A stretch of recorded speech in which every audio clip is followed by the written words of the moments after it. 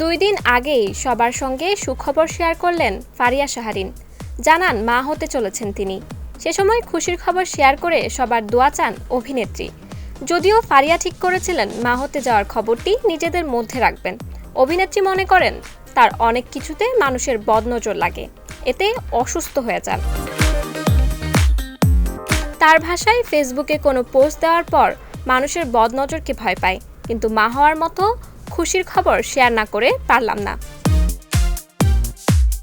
তবে দুঃসংবাদ হচ্ছে, মা হওয়ার খবরটি শেয়ার করার পরেই অসুস্থ বোধ করছেন এই অভিনেত্রী। সেটার পেছনেও সেই বদনজরেরই দায় দেখছেন তিনি।